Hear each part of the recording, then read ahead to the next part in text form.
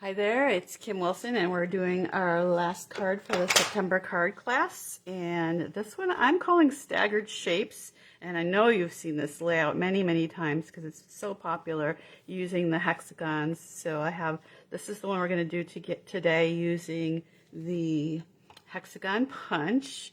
And then I also have one here that I did using the die from the Wildflower Designs bundle, and that's also the same bundle that I got this paper from because I thought this paper was very beautiful for fall. It's got the wild wheat color and moody mauve, and this one had a lot of the misty moonlight in it.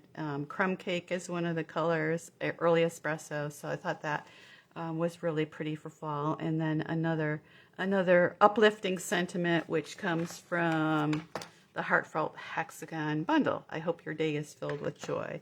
And then for the background, I used the cane weave embossing folder. So I used this one with this sample. I used a different one that is new this year in the catalog, and it goes along with that wildflower sweet. So let me put that one aside, and that we don't need. The kits are ready to go. If you have your kit, you should have your hexagons already punched out and ready to go. I do have some kits left, and also in-person class is tomorrow, so if you can come out tomorrow to class, that would be great as well. So I'm just going to go ahead and get the card base ready to go. Oops, I am doing that totally wrong. Okay, don't want to do that. I'm not thinking, so don't put your glue on first. I'm going to get another one of those and set that aside. I've got it right over here. So don't put your background on first because you're going to be cutting all your little hexagons off, and you want to cut them even with that background piece. So my mistake will be your chance to do it correctly. Although I'm sure there's always a way to figure it out to do it the other way. So this is the piece that's going to have our sentiment, and we're going to do some embossing because we haven't embossed in a while. So I did gold on this one because it matches the wild wheat color, but it is kind of hard to see from a distance. So I was just wondering how it would be if I did it in white. So let's try white. So I've got my Versamark ink and then my sentiment here. And this is the hardest part because you don't really see what you're doing because Versamark is not going to show up very well on this. I'm just tapping to get the ink because I don't want to smoosh it in because then I'll just get the Versamark ink all over the place. And so stamp that in the center. I hope I had enough ink. You can kind of see it there because it is a watermark ink, so you can try to see that a little bit. And then I've got I think this is the Embossings Additions Kit or something like that. So it's got all the good stuff that you need for embossing. And my new Wow Bright White embossing powder. And I'm going to grab it up with this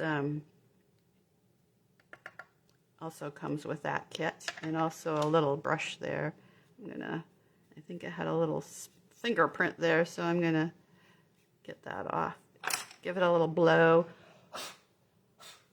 Get that last excess. I could have used my embossing buddy, but didn't get that out. All right, this is going to be really necessary to save my fingers and get my heat tool turned up all the way. And then you can see the powder on there, and when we first see it start to get shiny, then we just want to stop heating it because you don't want to overheat it. So let's see how the white shows up on it. Hopefully you can still see me. I don't think this is too noisy. And I have noticed that this powder takes a little while there. It's starting to melt at the top there. Takes a little while to get in, and it's starting to get a little shiny. Okay, the joy still is not shiny. Okay, I think I got it all. All right, and that definitely does show up a little better than the gold one. Although I do like the gold, how the gold matches the wild wheat, but the white does show up better. And so in a pinch, if you wanted to do, have some gold foil, use just small elements of your foil and then use wild wheat if you have like an outline or something where you need a large piece, because it really does look very gold. So it's a nice combination. And I use smoky slate all the time to match with silver. And now we have copper clay, so I use that to match with copper, our copper embossing. So, all right, well, enough of that. Let's get everything put together. And I would recommend doing your sentiment down first, just to, and kind of laying everything out, just to see where it's gonna go. So it looks good. I'm trying to copy the one I already did, since that one turned out pretty good. And we're just staggering these, just like the technique is called, at least like I call it, staggered shapes or staggered hexagons. This does work best with hexagons, but I'm sure there's probably other shapes that it would work with as well. And so that looks good. That's about how I have it on my sample. So I'm just gonna glue these guys together.